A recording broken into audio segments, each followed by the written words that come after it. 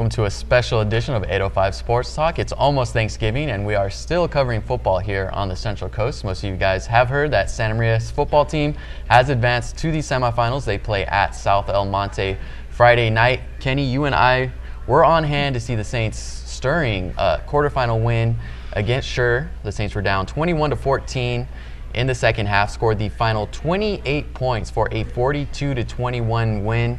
Kenny, I'm sure you were, kind of doubting the Saints' ability to come back in that game, but they rallied in one of the most, intriguing games that I've covered at the high school level. How would you kind of sum up everything you saw Friday night? Well, they made us all look bad. I think we all picked Sure to win. To be honest, from the comments here, Joe, I think you gave Santa Maria the most chance to win, but I don't think any of us thought they could pull off. Really, if Santa Maria plays the way it did on Friday night, I think Santa Maria will win this Friday. Their offense is really flying high right now. They've scored a total of 98 points in 2 playoff games. That's beatable in 8-man football, but 11-man football, that's hard to top. Their defense, I thought, was terrific. They kept Sure to about half their point total. That onside kick that Diego Villagran recovered for the second time 3 weeks, I thought that was a stroke of genius. I really think if Santa Maria plays the way it did, the Saints will be very hard to beat. Now, I do think a wild card is that I don't think they've gone against a workhorse back like South El Monte. Sal has just over 2,000 yards this year. But again, it's hard to tell without having ever seen South El Monte. I don't know if Sal has made a lot of the yards himself, or he's mainly run through the holes that his offense line has made for him. But if good line or not, if you run for over 2,000 yards, you're good. Yeah. So, but as I said, Santa Maria, I think, is playing a very high level. And again, if they play the way they did Friday night, I do see them in the championship game. Now, you covered a lot of sports here on the Central Coast, and before that, you've been pretty much all over the country. Where does that rank among games that you've covered, maybe football games that you've covered that you were surprised to see a team come back in just one of the most memorable games that you've covered? Is that up there with some of the best? It is up there. I can't remember a game in which I have seen such drastic momentum switches. For the first quarter, it was all Santa Maria. Well, almost all the first half, really. And then Sure finally got close on that screen pass. The third quarter, most of it was all Sure. And then, frankly, in a move I don't understand, they had their quarterback lined up in the shotgun. They had 4th and 1 at the 12. They were up 21-14.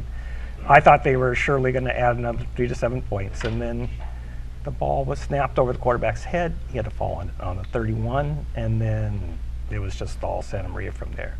I can't say for sure that we wouldn't be talking right now if that hadn't happened about Santa Maria being in a semifinal game, but that was definitely a big turning point. Yeah, for me, I think that is the most memorable game that I've covered. Just some of those plays are going to be with me for a while. Jonathan Ramos catching a deep pass and scoring and taunting Lance Babb for the last 10 yards was one of the craziest plays I've ever seen. Babb even fell in the end zone chasing down Ramos. It's just a bizarre play that you'll almost never see. Blake Truitt was unstoppable for pretty much that whole game. Diego Villagran catching his own onside kick, just stunning Sure. The high snap where it looked like Sure was going to pull away 28-14. Just so many memorable plays from that night. And just being on the field at the end of that and seeing the Saints celebrating was definitely special. And hopefully they can keep it going. I'm sure they're hopeful that they'll keep it going against South El Monte. And I think it's going to be a battle. And I'm not going to count the Saints out after what I saw Friday night against Sure. I know most of us didn't really give them a chance. I think I did end up picking the Saints, but it was kind of just one of those things where you just kind of wishful for a really good game and just that story aspect of it. So, I wouldn't be surprised if they do the same thing Friday night and stun El Monte over there on the road. Lorenzo, how would you kind of sum up everything that happened with the Saints winning Friday? I know you were pretty high on Lance Babb and Sure going into that game, but the Saints are the last team standing in the 805 or in our area right now. I'm willing to pour baby powder on my dominant hand and slap myself for not picking the Saints.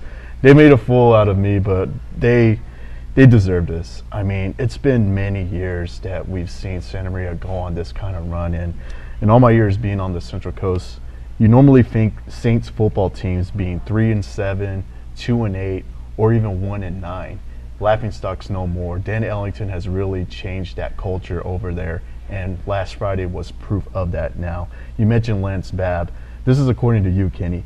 5 catches for 48 yards, and that's an average of just 9.6 yards per catch, not even 10 yards. They really didn't try to go deep to him much. Santa Maria kept everything in front of him. I think, Joe, you saw it, sure tried to go deep a few times. It didn't happen, and then I think they pretty much gave up the deep ball game and just threw underneath all the time. Yeah. Now, in regards to Sal Tovar, I mean, he's probably going to be the most athletically gifted running back Santa Maria will face. I think even more athletically gifted than Righetti's Tingent. But here's the stat I want to share. South El Monte is 11-0 in games when Tovar runs past 200 yards. But they're 1-6 when he reaches 115 yards or less. So if they could do enough to slow him down, even if he reaches the 115-yard mark, advantage Santa Maria.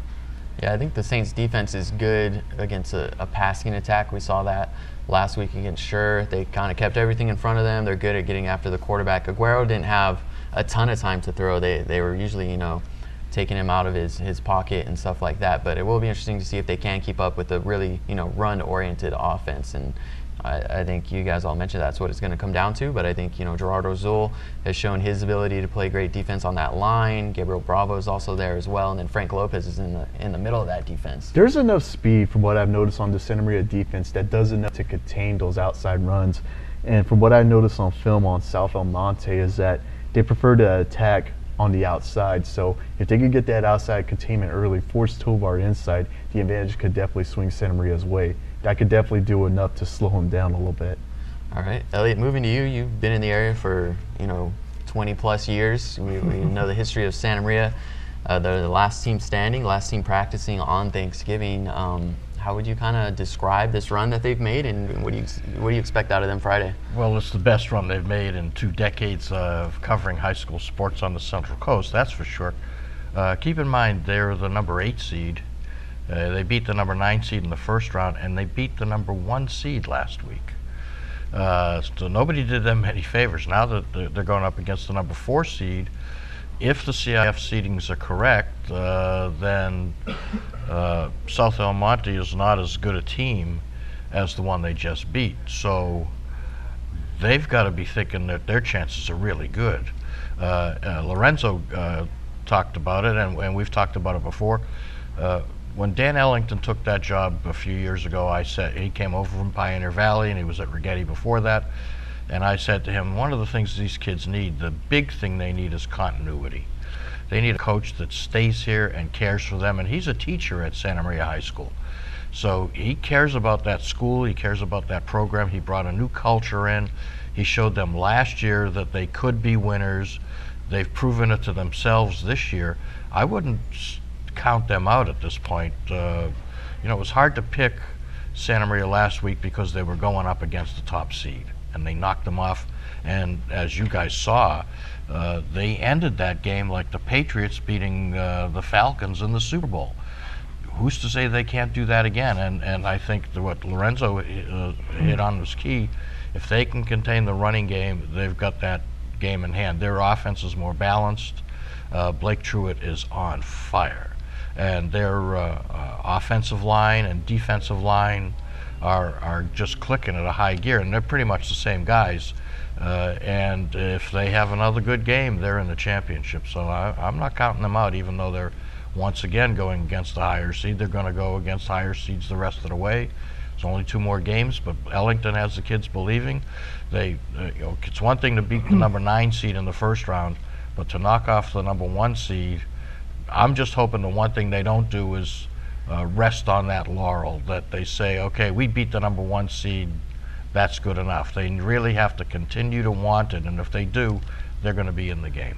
Yeah, that's what I noticed afterwards. Dan Ellington talking to the team, they were already focused on the next 2 games. They were saying, we got 1 more game, and then we're in the championship. And that's something they talked about before the season started. They weren't concerned about winning some of those rivalry games, winning a league championship. They were concerned with that CIF championship, and now they're one win away from being in that championship game. So just a I think remarkable they'll focus run. just fine after knocking off the #1 seed. More than once I heard, "We're not done yet." Yeah. after the game. Yeah, so. definitely. They were excited for the semifinals, and they're ready to make the championship game. A team that we are used to making a run to the semifinals is Lompoc, but the Braves aren't there this year. Knocked out in the quarterfinals at El Toro. The score was 37-16. I guess close for the first quarter, and then El Toro pretty much poured it on after that. The passing attack was, a mismatch for that Lompoc defense. Lorenzo, how surprised are you the Braves aren't here? I know it's going to be a tough road in Division III, but to lose in the quarterfinals, are you surprised at all? Were you kind of expecting the tough matchup against El Toro? I was expecting a tough matchup. Obviously, not having Toa in the lineup did obviously have an effect on Lompoc, but I mean, who's to say that the Braves would have still lost? Because I mean, I thought that Lompoc was lights out on defense all year long, but they had such a hard time containing those trio of receivers. I mean, they were 6'1" all the way to 6'3", and they just had their way with that Lompoc secondary and defense. And not only that, Lompoc had to resort to some trick plays in the middle of the game. And unfortunately, when you have to resort to that, I mean, that usually spells doom, or that usually spells that you're already starting to panic. So, I mean, it was a credit to El Toro for just being prepared for this game and, just proving that they weren't a 7-4 team like the record indicated. They were really battle-tested from what I could tell. Yeah, I think taking away from that loss, it's still a great season for the Braves. Tough challenge, putting them in Division III, going to Orchid County, playing a good El Toro team that, you kind of mentioned it, they're used to playing Mission Viejo, seeing those Mission Viejo type schools, those OC type schools. It's a different ball game down there. So, I mean, still a great 11-1 season. Quarterfinal run in Division III is not easy, especially for a program like Lompoc. Doesn't have a lot of those resources and the talent pool that those OC schools have and some of those SoCal schools do. So I think it's still a good season. I hope to see them in a better division next year. Hopefully, they don't have to stay in Division III once again. I think they could eventually compete there, but I think they're not ready for that just yet. So hopefully, the CIF will cut them a little slack and maybe put them in Division IV. Yeah, here's the thing. I mean, they were Division IV last year, and their season ended in a 1-point loss. And the reward is they go to Division III. Their season ends in a 21-point loss. So that should give you some leverage. All right, Kenny, are you surprised the Braves aren't still here in the semifinals? And how big of an impact was it, not having Toa at El Toro? I figured no Toa probably meant no semifinals, and Toa didn't play. The shocker to me was that defense giving up 37 points. But as Lorenzo said, El Toro did have a talented trio of receivers. I mean, I've said it before, I'll say it again. I don't think Lompoc belonged in Division III. I didn't think it was fair to them. I thought they were a Division IV team. There's no doubt in my mind. Those three receivers, McLaughlin, Derrico, all those guys on El Toro, they could have very easily played for a Trinity League school, but El Toro had them. So, I mean, they should be thankful for that. All right, Elliot, the Braves, bounced out in the quarterfinals. Were you kind of expecting that with that challenge in D3 and playing, about 200 miles away from home? Lompoc does not do well in Orange County. That's what I was thinking. Kenny and I and all of us have discussed that one of their shortcomings is once you get into Orange County, things don't go their way. They didn't have Toa. I think that was huge. I really think that hurt them a lot more than they would like to admit. And being in Division III, you see the different divisions. Santa Maria has not had a great history, so they're a Division 12 school, even though they're a larger student population than Lompoc, or a tiny little St. Joe, which was Division 5. And San Ynez can't even get into the playoffs because they're higher in a higher division. If they were down in Division 12, they could be running the table right now. So the CIF didn't do Lompoc any favors, bumping them up to Division III this year. And I was really worried about the loss of Tawa and the Orange County jinx, and it looks like that caught up to them. And another thing that I go back to is they run up the score. The junior varsity kids basically, or the second team, third team, ends up playing the second half of games, and now's the point where you guys their guys have to play 4 quarters.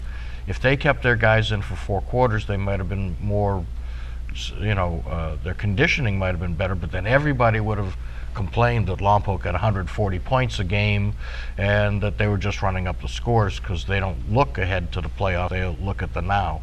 So Lompoc ran up the scores, pulled the starters, and then in the playoffs that hurt them. But I think the big loss was Toa. Just think if you could have given him that ball,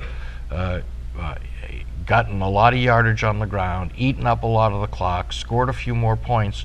Now their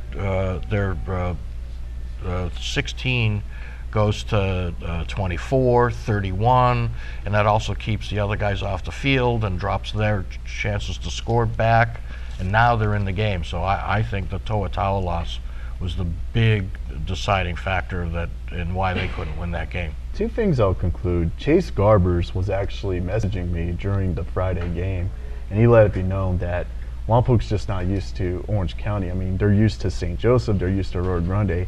Yeah, that's great for preparation purposes for Lompoc, but it's not Mission Viejo, it's not Corona Del Mar. Not only that, Josh McClurg, who I ran into on Saturday at the Hancock game, since he's a former Bulldog, he had mentioned how Xavier Nix wasn't really much of a facilitator of that Lompoc offense. It wasn't like having a Torrey Sims or maybe even a pass quarterback like Andrew Jones who can run an RPO type of offense. So, I mean, with El Toro already not worrying about Toa, they literally put the game in Xavier Nix's hands, and unfortunately, Lompoc came away pretty empty. All right, moving on to another quarterfinal, Division 5. Elliot, you saw St. Joe's game against Paraclete. It was at Antelope Valley College. I think they stuck with them for a little bit, kind of acquitted themselves nicely, as we like to say, a 55-30 loss on the road. Nobody thought Paraclete would be challenged. St. Joseph was able to put some points on the board. The offense was looking good. Dino Maldonado had a good game. Nate Guzman had a great game as well against Paraclete. What did you see from the Knights Friday night? Well, they played about as good as they could. They played a really great game and lost. They had 439 yards of total offense. Maldonado threw for 289 yards and 2 TDs. Guzman had 141 yards and catches on 10 catches.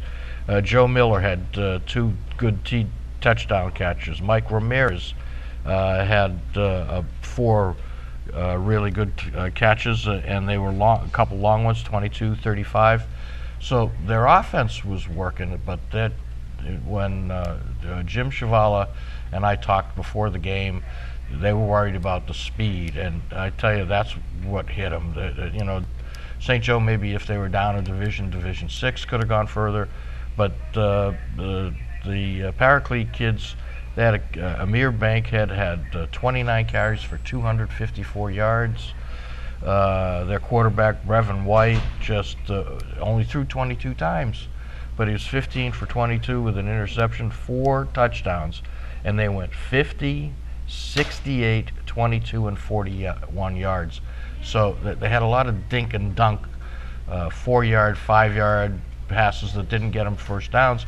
But then what they did was everybody's coming up to either get Bankhead or cover those short passes, and one guy would just sneak out and they'd hit him deep. So they just didn't have the speed to keep up with them, and that was the big thing. And I tell you, this Bankhead, 29 carries, he was a punishing runner. It wasn't as though they opened big holes for him and he just scooted through them. The holes weren't there. He hit the St. Joe guys, and one guy would lose him, and then 2 and 3. Oftentimes he'd break 4 tackles before one of the defensive backs would finally knock him over or knock him out of bounds. So he really set the tone for them, set up the passes with those runs, get everybody grouped to come at him, and then get that one guy open and hit him deep. And they did it 4 times through the air, and there was just no stopping them. They were number 1 seeded for nothing. You've got to remember, too, this Paraclete team, they got 3 kids that are going to Division 1 schools next year. They are the defending Division 6 champions. They got moved up to Division 5. And then after winning last year's Division 6 title, they went on and won the state championship, won 2 more games in the state tournament. So they had 2 titles last year. I don't think anybody's going to stop them on the way to getting one this year. So, you know, they didn't do our kids any favors. Santa Maria played the #1 seed. St. Joe played the #1 seed. Orchid Academy played the #1 seed. They went up All against speed. went up against the top seeds. They had to prove themselves, and unfortunately, in this case, the speed got to them, and because they didn't have a lot of players. Paraclete did not have a whole lot of substitutions. It wasn't as though they had a second team coming in. They kept the first team on through the entire game, and St. Joe just didn't quite have the horses. Remember, there's about 350 students realistically up in Division 5, and Paraclete's got about 2,500 students over there in Antelope Valley. And they played at the Antelope Valley College, one of the finest college facilities around. It was a beautiful place, turf field, so that worked. That didn't, you know, give either team an advantage. They're both used to playing on that kind of surface, but they just had too much speed, too much talent, and a couple of really good wide receivers. They have this kid Melquan Stovall, 11 catches, 194 yards, 3 touchdowns, Division I in a couple more games. He's going to be pointing towards, I think he may be the one that's got San Jose State and a couple other schools like that. And he's got like 5 schools that have given him offers. He's narrowed it down to like San Jose State and another one. So that's the kind of talent they were going up against. And he has an older brother at Cal Berkeley right now. So, and you know, one of the things that this was St. Joe's best chance. We don't know if Coach Jim Chevalier is coming back next year. He was the interim coach all year, and when I talked to him about it, and I talked to him a lot, let's not get ahead of ourselves. I'm the interim coach. We'll worry about next year. Next year, he said he could just retire. He's already retired from his main job, and he just may say, I don't want this, but he's being very coy about it. I think he'd like to come back. But they're going to lose kids like Dino Maldonado and Nate Guzman, and a lot of the star power they have on that offensive line, defensive line.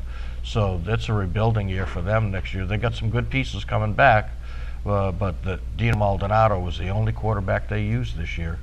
You know, you see other schools, one of the things about a team like Lompoc, where they put the second string in at halftime, is that gets your quarterback and your running backs and your linemen experience, so next year they can step up and reload. St. Joe hasn't had that luxury. All right, moving on to the 8-man side of things. Kenny, you saw Orchid Academy's semifinal loss to Faith Baptist Saturday night. Seemed like it was a back-and-forth game. Orchid Academy had a lead late, but Faith Baptist came back to win 56-50. How would you kind of wrap up Orchid Academy's season and that semifinal game Saturday night?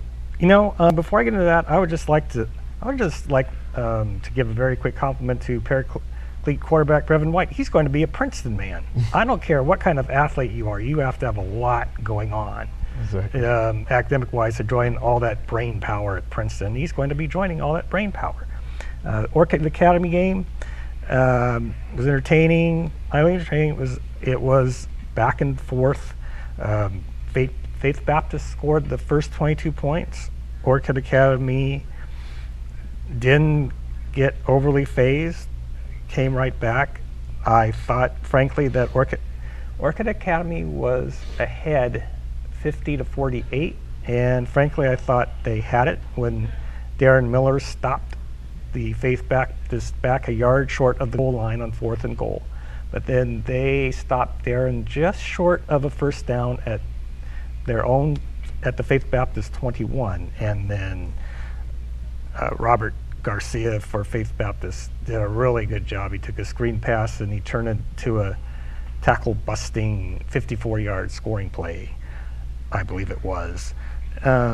Towards the end, it was really too bad. One particular hit the Orchid Academy fans were incensed about, and I really don't blame them. I didn't see all of it, but looked like it was an uncatchable ball, but the Faith Baptist defender really put a hit on the Orchid Academy boy. That it's high school football. I wouldn't say it was flat out dirty, but I thought it was excessive. I thought he could have been flagged. He wasn't. And the Orchid Academy boy was down for a few minutes, got up at after the game, I'm not sure how it turned out, but it looked like trainers were looking at his midsection as he was on the trainer's table. I just thought the hit was it's high school football. I just thought the hit was a bit much. I wouldn't have thrown the boy out of the game, but I would have flagged him 15 if I was the ref.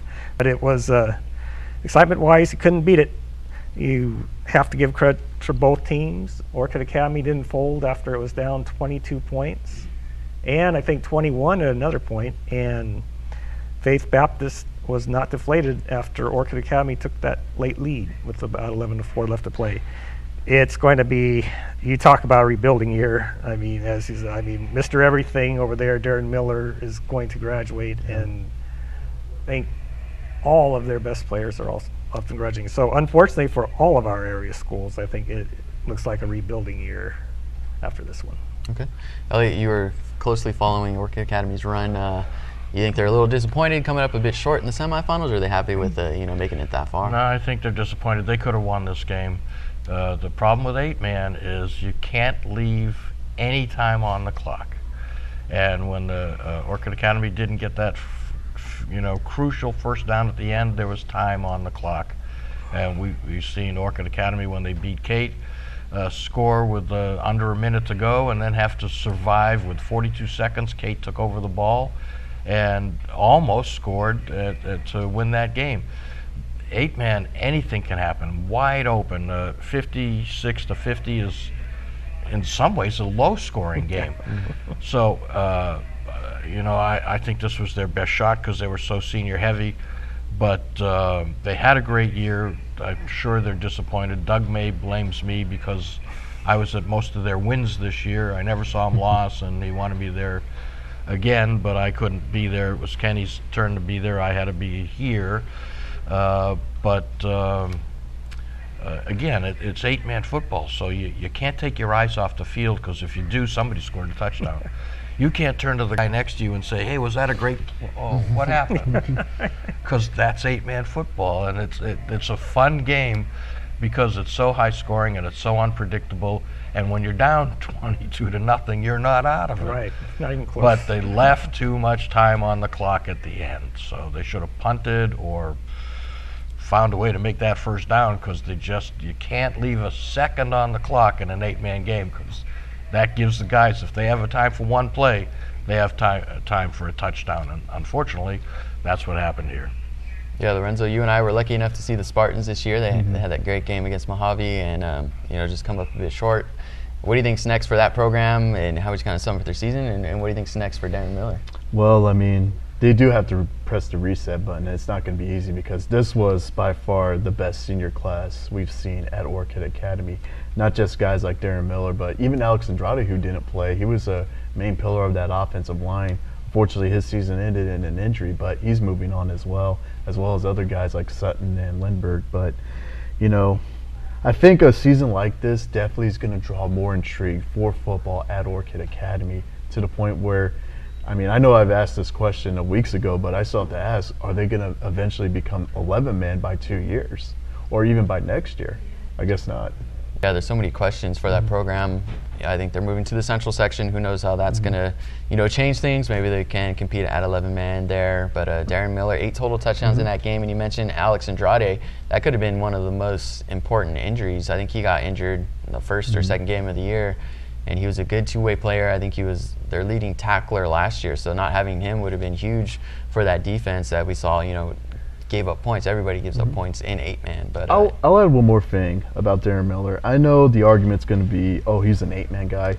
I truly believe he needs to be on the MVP shortlist for all area. The guy was spectacular all season long, and there's no way Orchid Academy would have made this run without his big plays. And to answer your question about what the future is for Darren Miller on the football field, I do believe a college should give him an opportunity, even if he doesn't play quarterback. Even if it's local university, Allan Hancock.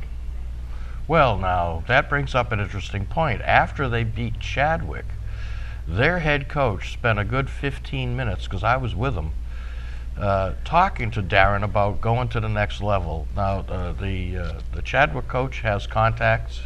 They're an LA area school, and he just said he would personally help Darren find him a good D1 position, maybe a smaller D1 school, maybe a Cal Poly type of school in the football championship subdivision. But he thinks he could play at the next level, and it was a fascinating talk to listen to them. He's a big Darren Miller fan, and he's played against him in a couple games last year and this year, and he thinks he's, like you said, could go on and play at a higher level, play on Saturdays, as they say, and he's going to give him a hand and see what he's going to reach out to some contacts and see if he can help him keep his career going. And he's a good student, so he can go to a 4-year school, be a perfect redshirt freshman to get that first year in 11-man out of the way, because he hasn't played 11-man since youth football. You know, he was one of those millions of kids that seems to play Orchid youth football, but then he went to the high school that has 8-man. They have no plans to move to 11-man. They just don't feel they have the student population, even though they're almost twice the size of St. Joseph.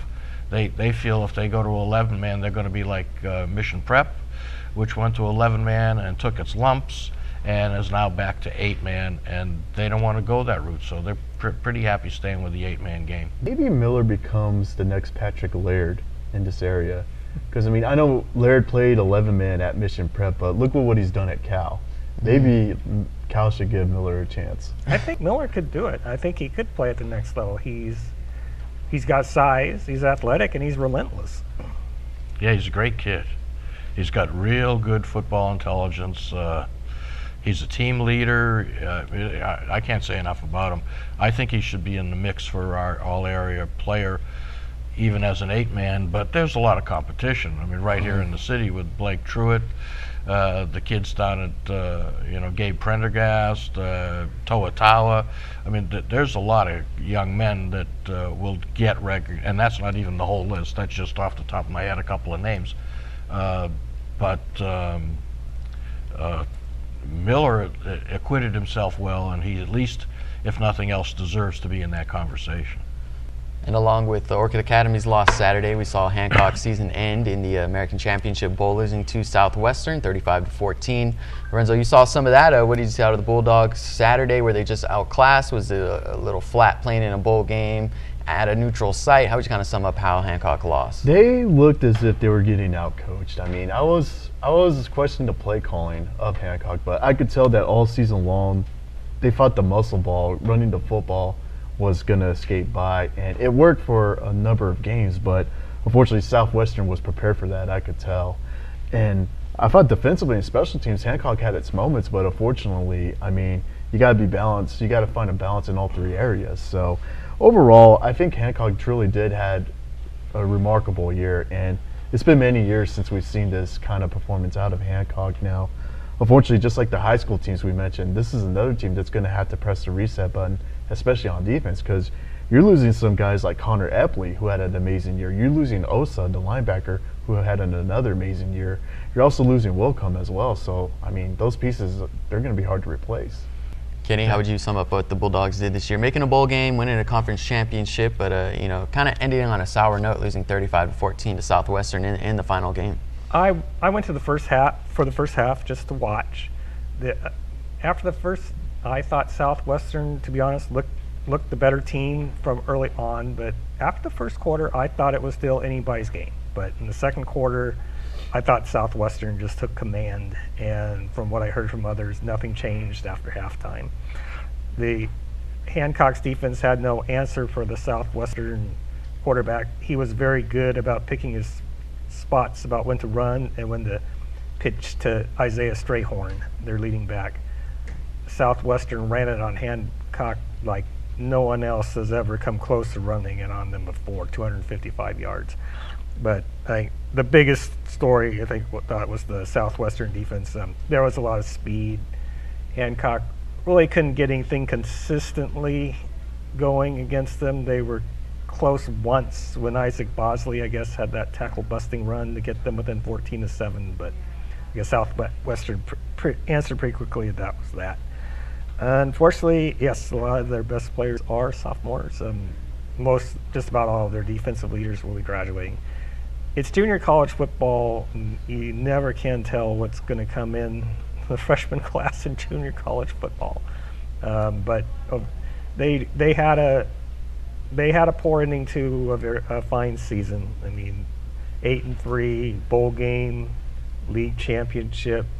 It was a fine season for them. Remember, it's junior college. High school, you can have 3 or 4 years of varsity. You get to build, and then you lose them. We're talking about seniors that you're losing. Junior college is 2 years, so every year is a rebuilding year. If you can have a stellar freshman class and keep them one more year, they're done. It's not like a 4-year college or a high school where you can take a freshman that's promising and redshirt them. Oh, look, Hancock can do that. They can redshirt them, right. But you only get to keep them for 2 years. So every year's a rebuilding year. But so they're back to square one next year. The freshmen are going to have to become star sophomores. But they had a great year. There's no reason to hang their heads. They just came up against a stronger team in their one playoff game. But it was a fun season to watch, that's for sure. There is plenty of talent to pilfer if you're Hancock with some of the graduating seniors in this area. I mean, Gabe Pilato has to top the list over at St. Inez for Hancock. Then you can even look into see what Andrew Jones has left over at Lompoc. Even Santa Maria, I mean, maybe guys like Gerardo Zoll, Ramos, I mean, they might be easy pickings for Hancock. Maldonado was talking about going there. We had a long talk after the game this last week, and he was thinking, I'm not sure what my future holds, but the first thing I'm thinking is Hancock. So he'd stay home, he'd get a little more experience at the JUCO level, see if he can stay as a quarterback. He's almost got the height. He's a fairly tall, thin kid. Might need to put a few pounds on. But he's talented, and he could be a fine addition to the Hancock program. All right, that's all we got for this week. Be sure to tune in for our coverage Friday night as Santa Maria plays at South El Monte. Kenny Crest is going down to that game, and we'll have great coverage from that one. We'll also be previewing their game in Thursday's Santa Maria Times and then on Friday's paper. So be sure to tune in to all that great coverage, and we're also getting ready for the basketball seasons that are coming in. Thank you guys for tuning in to 805 Sports Talk.